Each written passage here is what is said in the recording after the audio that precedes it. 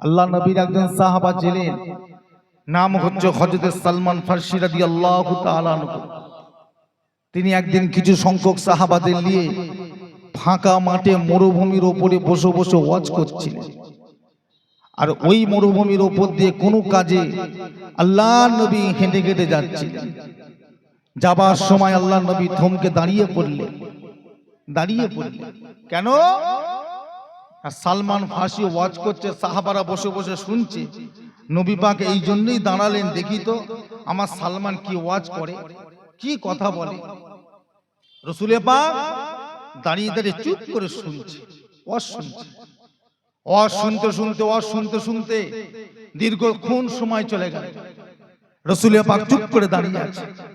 সালমান ফারসি রাদিয়াল্লাহু তাআলা আনহু দূর থেকে দেখতে পেয়ে গেলেন। আল্লাহ নবীকে দেখতে পেয়ে ওয়াজ বন্ধ করে দিলেন। ওয়াজটা বন্ধ করে দিয়ে নবী পাকের চাঁদ মুখের দিকে তাকিয়ে আছে। চুপ করে দাঁড়িয়ে দাঁড়িয়ে তাকিয়ে তাকে দেখছে অবাক দৃষ্টিতে। কি ব্যাপার, নবী কখন এলো? আল্লাহ নবী কখন এলেন? আর নবী এখানেই বা কেন? কি দরকার? ওয়াজ বন্ধ করে স্টেজ থেকে নেমে পড়লেন। টুকটুক টুকটুক করে হেঁটে হেঁটে সালমান ফারসি আল্লাহ রসুলের সামনে গিয়ে দাঁড়িয়ে সালাম দিলেন। আসসালামু আলাইকা ইয়া রাসূলুল্লাহ ইয়া হাবিবাল্লাহ। আল্লাহ নবী সালামের জবাবটা দিলেন। জিজ্ঞাসা করলেন, ইয়া রাসূলুল্লাহ, আপনি এখানে কি করছেন? এখানে দাঁড়িয়ে আছেন কেন? কি দরকার? কোথায় যাবেন? কি ব্যাপার? হুজুর একটু বলবেন। আল্লাহ নবী বললেন, বাবা, আমি যে কাজেই যাই না কেন তুমি আমাকে আগে বলো, তুমি ওয়াজটা বন্ধ করলে কেন? তুমি তো বেশ ভালো ওয়াজ করছিলে, আমি শুনছিলাম, হঠাৎ করে তুমি তোমার ওয়াজটা বক্তব্যটা বন্ধ করে দিলে কেন বাবা? কি হয়েছে বাবা?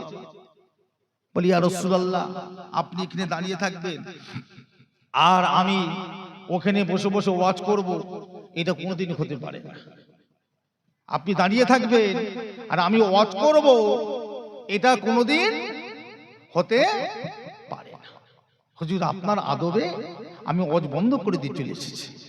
নবী বলেন, না, যাও, তুমি ওয়াজ করবে, যাও, তোমার ওয়াজটা শুনতে আমাকে খুব ভালো লাগছে, যাও, তুমি তোমার বক্তব্যটা দাও, আমাকে খুব পছন্দ হয়েছে বাবা, যাও। বলে, না ইয়া রাসূলুল্লাহ, আমি যাব না। কেন যাবে না?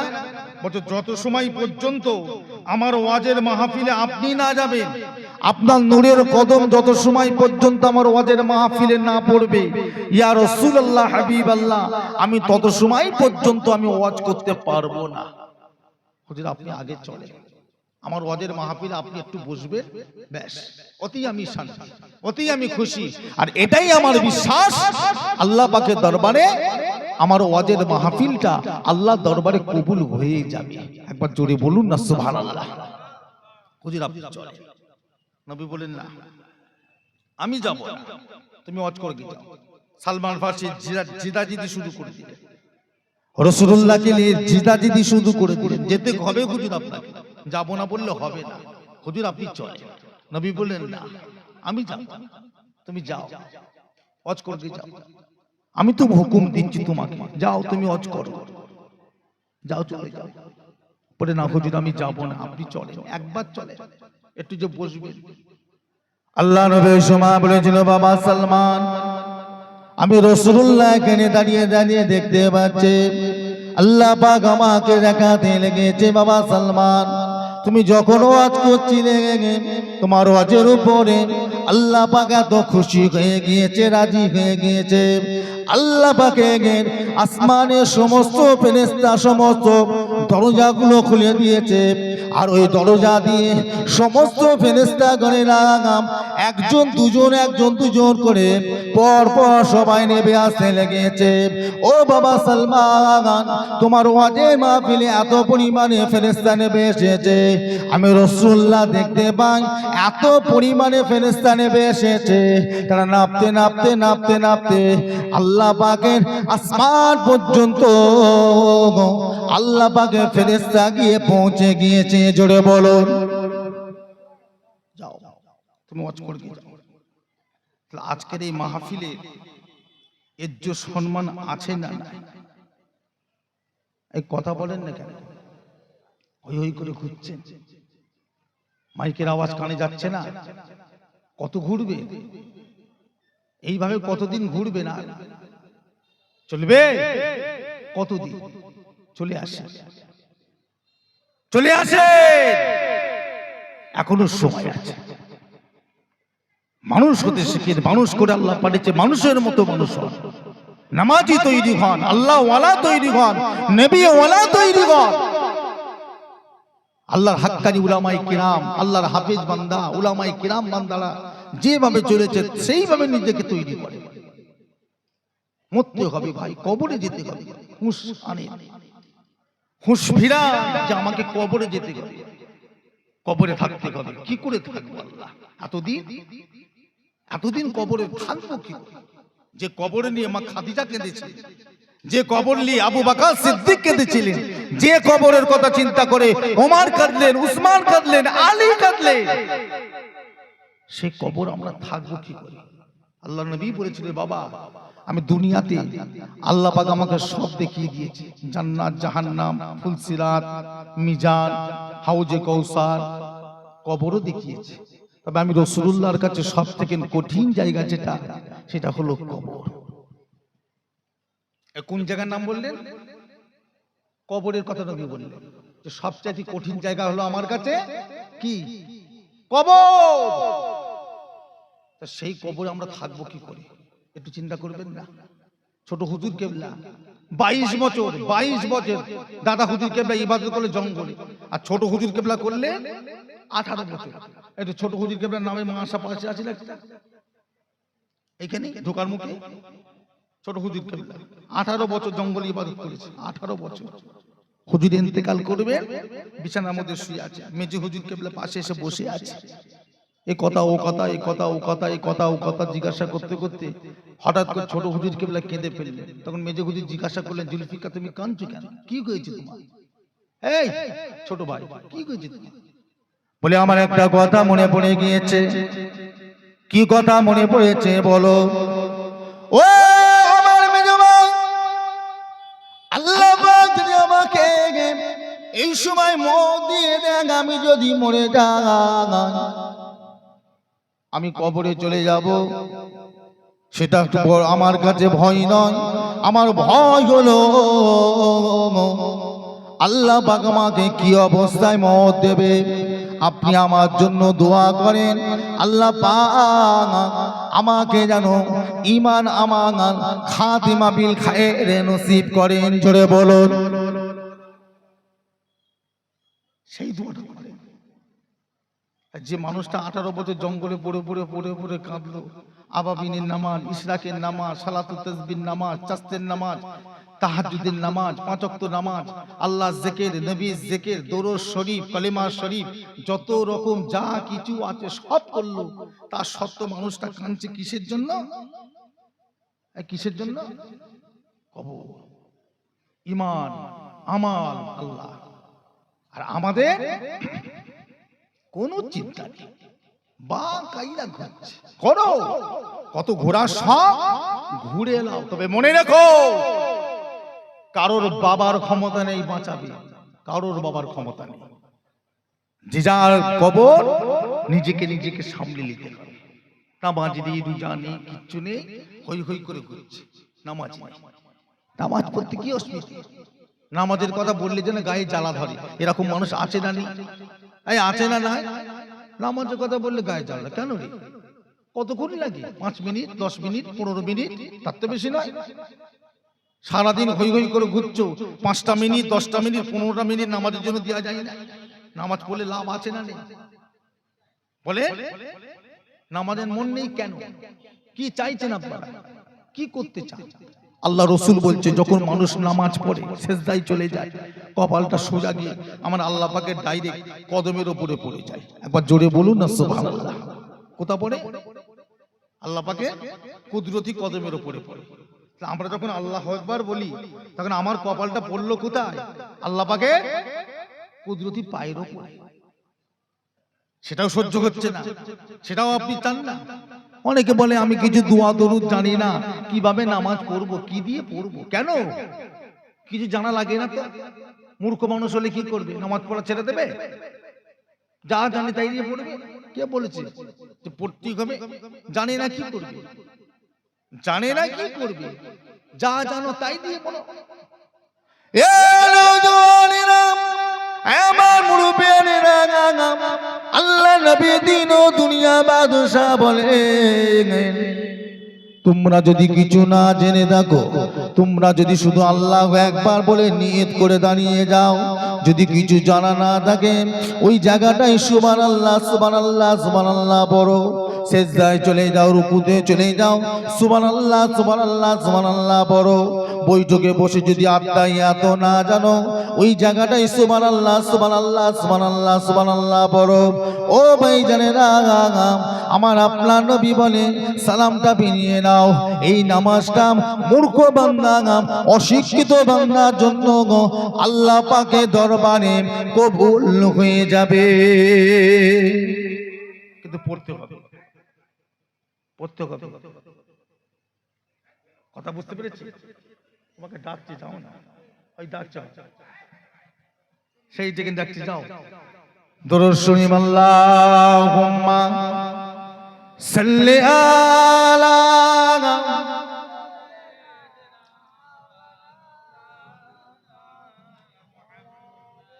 ওয়ালা আলি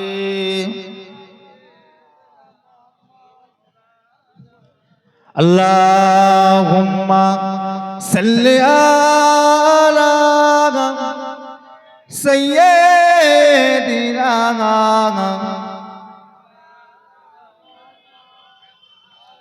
ওয়ালা আলি সাইয়্যিদিনা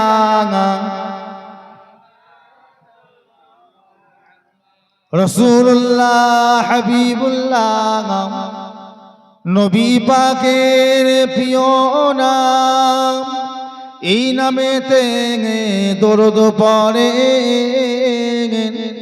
আমার নবীর উম্মতগণ। আল্লাহুম্মা সাল্লি আলা মাওলানা মুহাম্মদ ওয়া আলা আলি সাইয়্যিদিনা। আমার ভাই জানেরা, আমার বাবাজি ভালো হতে শেখেন, পরিবর্তন হতে শেখেন। পরিবর্তন যারা হয়েছিলেন তাদের দিকে শিক্ষা দেয়। আল্লাহর নবী সারাটা জীবন কি করেছে আমাদের জন্য, চোখের পানি ফেলে কেঁদেছে, জিহাদের মাঠে গেছে। রাসূলুল্লাহ নিজে গেছে জিহাদের মাঠে, জোর করে কেঁদেছে। একদিন আল্লাহ নবী জিহাদের মাঠে যেতে পারলেন না, সাহাবাই কিরামদেরকে রেডি করে দিয়ে জিহাদের মাঠে পাঠিয়ে দিলে, বাবা তোমরা যাও, আমি যেতে পারছি না, বয়স হয়ে গেছে। এই শুনছেন, রাসূলুল্লাহর বয়স হয়ে গেছে, আর যেতে পারছে না, জিহাদের মাঠে যাচ্ছেন না। সাহাবারা সব চলে গেলেন, আল্লাহর নবী কয়েকজন সাহাবাকে নিয়ে মদিনার মসজিদে নববী শরীফে চুপ করে বসে আছে। মনটা খারাপ, যেতে পারলাম না, সবাই চলে গেল, আমি আর যেতে পারলাম না, খুব চিন্তিত, কি হবে আল্লাহ। দুটো হাত তুলে দোয়া চাইছে, আল্লাহ আল্লাহ আমার সাহাবাদেরকে আপনি জয়ী করবেন, আল্লাহ আল্লাহ দ্বীনকে জয়ী করবেন, আল্লাহ আল্লাহ ইসলামকে জয়ী করবেন, আল্লাহ। এইভাবে নবী পাক দু হাত তুলে দোয়া চাইছে, জোর করে কাঁদছে, দু হাত তুলে দোয়া চাইছেন আর কাঁদছেন। কিছুক্ষণ বাদে কাঁদতে কাঁদতে নবী সুবহানাল্লাহ, হঠাৎ দোয়া যাইতে যাইতে সুবহানাল্লাহ, আবার কখন দোয়া যাইতে যাইতে আলহামদুলিল্লাহ, আবার কখন দোয়া যাইতে যাইতে নারে তাকবীর, আবার কখন দোয়া যাইতে যাইতে ইন্না লিল্লাহি ওয়া ইন্না ইলাইহি রাজিউন। সাহাবারা নবী পাকের মুখের দিকে তাকিয়ে তাকিয়ে দেখছে, চিন্তা করছে, এরকম করছে কেন নবী, নবী এমন করছে কেন? সুবহানাল্লাহ, আলহামদুলিল্লাহ, নারে তাকবীর, আল্লাহু আকবার, কখন ইন্না লিল্লাহি ওয়া ইন্না ইলাইহি রাজিউন, এরকম করছে কেন? ব্যাস, সাহাবারা জিজ্ঞাসা করবে, কিন্তু সে মৌকার পাচ্ছে না, কি জিজ্ঞাসা করা যাবে, কি বলবো নবীকে। এইভাবে নবী পাক দোয়া চাইছেন, আর এইভাবে নবী পাক মাঝে মাঝে চিৎকার করে আওয়াজ দিয়ে চাইছে। ব্যাস, কিছুক্ষণ বাদে মানাজত শেষ করে আল্লাহ নবী চুপ করে বসে আছে। পাশের একজন সাহাবা, ইয়া রাসূলুল্লাহ, আপনি মাঝে মাঝে সুবহানাল্লাহ বলছিলেন, আলহামদুলিল্লাহ বলছিলেন, নারায়ে তাকবীর দিচ্ছিলেন, ইন্না লিল্লাহি ওয়া ইন্না ইলাইহি রাজিউন বলছিলেন। ব্যাপারটা কি? ও ভাইরা, আল্লাহ নবী দিন ও দুনিয়া বাদশাহ, আমার নবী জবাব দিয়েছে আমার সাহাবা, শুনে রেখে দাও, জেনে রেখে দাও বাবা, আমি রাসূলুল্লাহ যখন বসেছিলাম ওই সময় আল্লাহ পাক আমাকে দেখাতে লাগে আমি জিহাদের মাঠে যাই না তো কি হয়েছে, আল্লাহ পাক আমাকে দেখাতে লেগেছে আমি রাসূলুল্লাহ আমি দেখতে পাই বসে বসে আমার সাহাবারা যখন কাফেরদের মারছে তখন আমি সুবহানাল্লাহ সুবহানাল্লাহ সুবহানাল্লাহ মাশাআল্লাহ মাশাআল্লাহ বলে দোয়া চাইছিলাম। ও বাবা সাহাবারা, আমার সাহাবারা যখন মানে আমার সাহাবারা যখন শহীদ হয়ে যায় তখনই আমি রাসূলুল্লাহ বসে বসে এই জায়গায় বসে বসে ইন্না লিল্লাহি ওয়া ইন্না ইলাইহি রাজিউন বলে দোয়া চাইতে লাগলাম।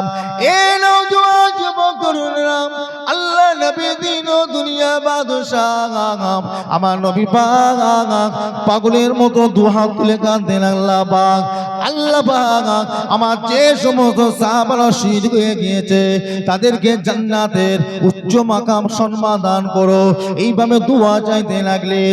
নবী পাক বললেন, ও বাবা সাহাবারা, আমি রাসূলুল্লাহ দেখতে পাই আজকে যুদ্ধের মাঠে যে কজন সাহাবা শহীদ হয়েছে প্রত্যেক আল্লাহ পাক আমি রাসূলুল্লাহর সামনে জান্নাতে নিয়ে চলে গিয়েছে। শুধু তাই নয়, তারা জান্নাতে গিয়ে জান্নাতে ঘোরাফেরা করে। আল্লাহ পাক জান্নাতের একটা ডানা তাদের লাগিয়ে দিয়েছে, ওই ডানা দিয়ে তারা জান্নাতে উড়ে উড়ে ঘুরে ঘুরে বেড়ায়। আমি রাসূলুল্লাহ দেখি আর ওই সমস্ত শহীদান সাহাবাগুলো আমি রাসূলুল্লাহ দিকে তাকিয়ে থাকে মুচকে মুচকে হাসতে থাকে। জোরে বলো পারবে? নিজেদের জীবন দিয়েছে, ছেলে মেয়ে বিবি বাচ্চা বাপ মা শ্বশুর শাশুড়ি আত্মীয় স্বজন ঘর বাড়ি টাকা পয়সা ধন সম্পত্তি সব ছেড়ে দিয়েছে। লাগবে না, লাগবে না। কেন? আল্লাহকে খুশি করতে হবে, নবীকে খুশি করতে হবে। সব আমার ভাই জানেরা, আমার বাবাজিরা, আমার মুরব্বীরা, আমাদের ছেলেরা বাচ্চারা যুবক তরুণীরা যাই হোক নিজেকে তৈরি করেন ভাই। এই শিমুলদার মানুষ ভালো হতে শিখে, পরিবর্তন হতে শিখে, চরিত্রবান হন, আখলাকবান হন, আখলাকে রাসূল তৈরি হন, আখলাকে আউলিয়া হন, হাক্কানি উলামায়ে কিরামদের মতো হন, আল্লাহর নামাজি বান্দা হন। আর 2 মাস বাকি আছে রোজার মাস, 2 মাসও নেই। আজকে তো হয়ে গেল ইংরেজির কত তারিখ? 4। আর ফেব্রুয়ারি মাসের 1 তারিখে রোজা পড়েছে না, 1 তারিখে 1 ফেব্রুয়ারি প্রথম রোজা। আর 2 মাসও বাকি নেই। রোজা রাখার জন্য তৈরি হন। কি রোজা রাখবেন তো নাকি? রোজা রাখবেন তো? সবাই বলে ইনশাআল্লাহ। রোজা মানে কি? রোজা মানে সেই রোজা মানে কি? জ্বালিয়ে দেওয়া। রোজার অর্থ হলো পুড়িয়ে দেওয়া, জ্বালিয়ে দেওয়া, ছাড়খাড় করে দেওয়া, বা শুকনো মাটি বা ঝনঝনে মাটি রোজার অর্থ। অর্থাৎ বান্দা যখন রোজা রাখে তার শরীরটাকে পুরো আল্লাহ কি করে? পুড়িয়ে দেয়, জ্বালিয়ে দেয়, ঝনঝনে করে দেয়, শুকনো করে দেয়। অর্থাৎ শরীরে যা গুনাহ টোনা যা কিছু আছে আল্লাহ সব পুড়িয়ে ছাড়খাড় করে দেয়। একবার জোরে বলুন না সুবহানাল্লাহ। পুরো নতুন শুকনো মাটি যেমন ঝনঝন করে না, ওই রকম মাটি তৈরি করে দেয় রোজা রাখা। একটা রোজাকে মিস করবেন না। বদর মাঠে 313 জন সাহাবা রোজা রেখে যুদ্ধ করতে গেছিলেন, জানেন তো? রোজা রেখে যুদ্ধ করছেন বদরের মাঠে। 14 জন সাহাবা শহীদ হয়ে গেলেন। 14 জন শহীদ হয়ে গেলেন। আল্লাহ নবী সাহাবারা 14 জন শহীদ হয়ে গেলেন। নবী পাক বলে, যাও প্রত্যেকটা লাশ আমার সামনে একটা একটা করে নিয়ে এসে একটা একটা করে রাখো। সব লাশ মোবারক গুলো নিয়ে এসে রাসূলুল্লাহর সামনে রাখা হলো। আল্লাহ নবী প্রত্যেকের মুখের দিকে তাকিয়েছে আর ঝরঝর করে কাঁদছে। এরকম আগে আগে আগে আগে যাচ্ছে। একজন সাহাবা হুজুর মাথার গোড়ায় গিয়ে দাঁড়িয়েছে, এই শোনেন, মাথার গোড়ায় গিয়ে দাঁড়িয়েছে, সাহাবা হুজুর চোখটা বন্ধ ছিল, যেই রাসূলুল্লাহর দিকে তাকিয়েছে মুখের দিকে, সঙ্গে সঙ্গে সাহাবা হুজুরের চোখটা খুলে আল্লাহর নবী চাঁদ মুখের দিকে তাকিয়ে আছে। একবার জোরে বলুন না সুবহানাল্লাহ। যেই নবী পাকের দিকে তাকিয়েছে, নবীর দিকে সে তাকিয়ে আছে। সবাই তো অবাক, এটা হলো কি করে? যে মারা গেছে, যে শহীদ হয়ে গেছে, সে রাসূলুল্লাহর দিকে তাকালো কি করে? কিছুক্ষণ বাদে দেখছে তাই তো নয়, তো আরো অনেক কিছু দেখতে পাচ্ছে। কি?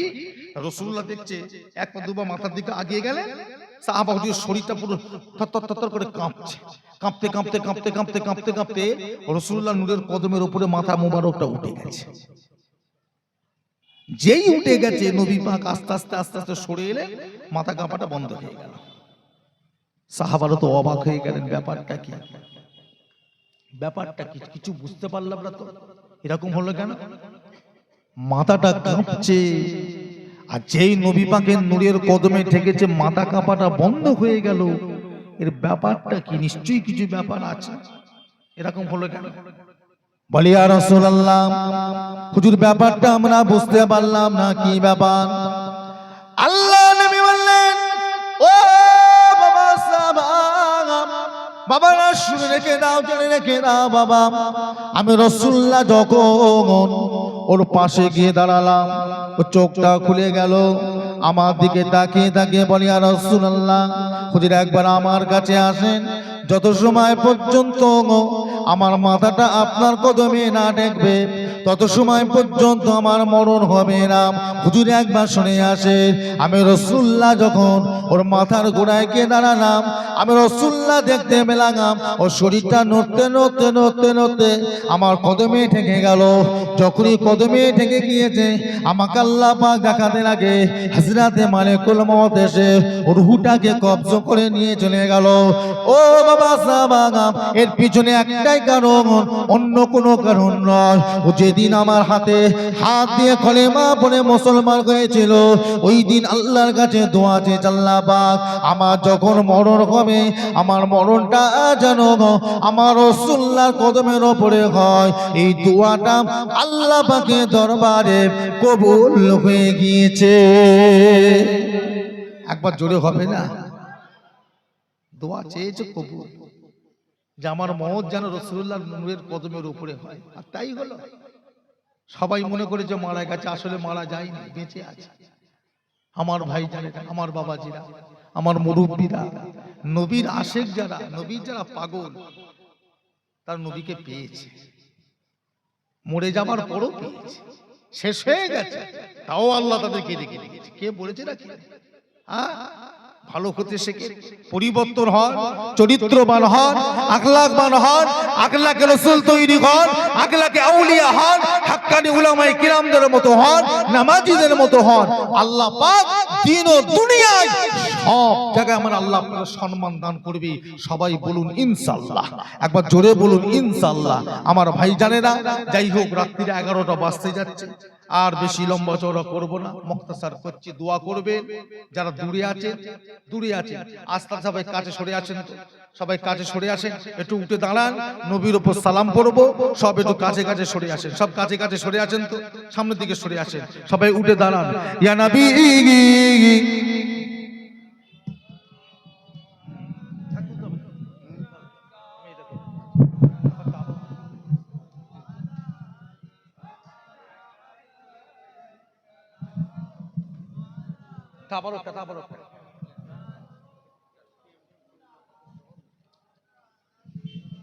যারা যারা বাইরে আছেন ভিতরে চলে আসেন, দোয়া হবে।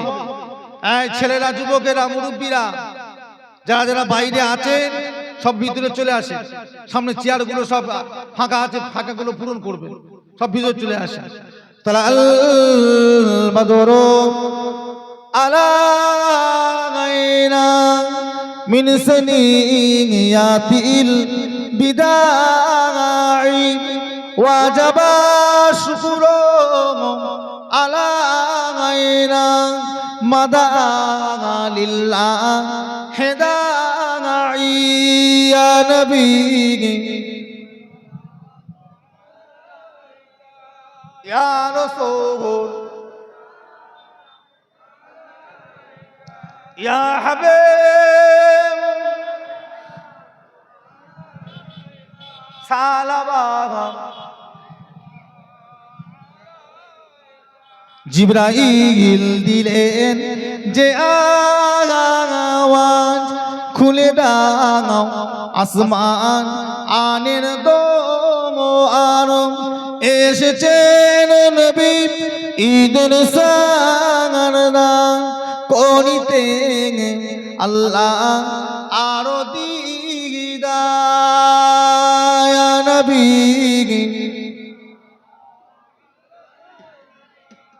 ইয়া রাসূল ইয়া হাবিব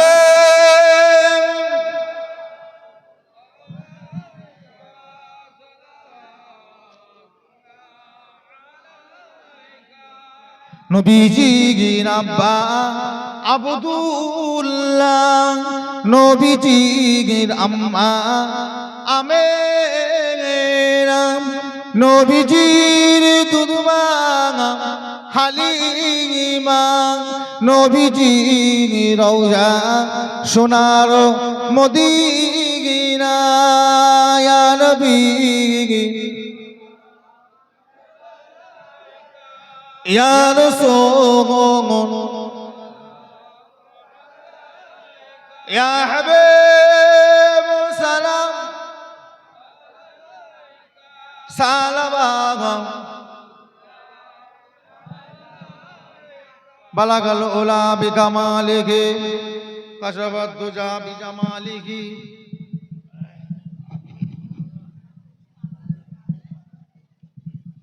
দুরূদ শরীফ আল্লাহুম্মা সাল্লি আলা মাওলানা মুহাম্মাদ ওয়া আলা আলিহি।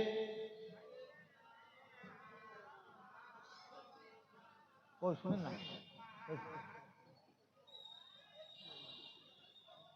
ওই আপনারা কানছে, আপনারা কানছে তো না তো? আমি বললাম তো বেশি করবো না, আমি বলে এসছি। আমার ভাই জানেরা, আমার বাবাজিরা, আমার মুরব্বীরা, আমাদের ছেলেরা, যুবকেরা,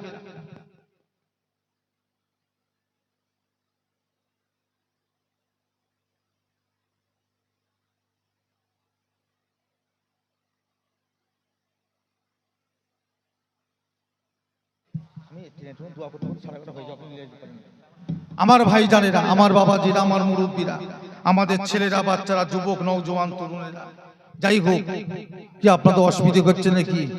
আগে জোরে সোরে তাকবীর দেন, নারে তাকবীর, জান খুলে তাকবীর দেন, নারে তাকবীর, নারে তাকবীর। আলহামদুলিল্লাহ, আলহামদুলিল্লাহ, আলহামদুলিল্লাহ। যাক, আজকে 2 দিন ব্যাপী না? আচ্ছা, কদিন ব্যাপী? 4 দিন চলছে। আমাকে তো কালকে ফোন করলো যে কিরাত প্রতিযোগিতা শুরু হচ্ছে। ও, আর তার আগে 2 দিন হয়ে গেছে।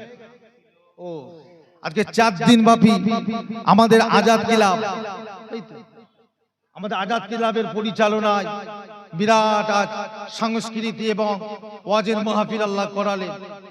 আবার আল্লাহ পাক বেঁচে থাকলে আবার 1 বছর পর, যদি বেঁচে থাকে, আর যদি মরে যায় জীবনের শেষ জলসা হয়ে গেল, হয়ে গেল। আর আল্লাহ বাঁচিয়ে রাখে। যাই হোক ভাই জানেরা, আমার বাবাজিরা, আমার মুরব্বীরা, আমাদের ছেলেরা, বাচ্চারা, মুরব্বীরা, আমার মায়েরা, বোনেরা ভালো হতে শেখে, পরিবর্তন হতে শেখে। আল্লাহ আল্লাহ রসুলকে নিজের ইয়াদের মধ্যে, নিজের ইমানের মধ্যে, নিজের খৌফের মধ্যে, ভালোবাসার মধ্যে রাখতে চেষ্টা করে। এদিক ওদিক করবেন না, এদিক ওদিক করবেন না, বুঝতে পেরেছেন? ফুরফুরা শরীফের মুজাদ্দিদুজ্জামান, কুতুবুল আলাম, আমিরুশ শরিয়াত, দাদা হুজুর পীর কেবলা ও রাহমাতুল্লাহ আলাইহির মহাব্বতের মানুষ আমরা। কি কথা ঠিক না ভুল বলছি? দাদা হুজুর কেবলাকে মজবুত করে ধরে থাকবেন, ছাড়বেন না, ছাড়বেন না। কথা বুঝতে পেরেছেন? দাদা হুজুর কেবলাকে ছাড়বেন না। কিছু বলছি?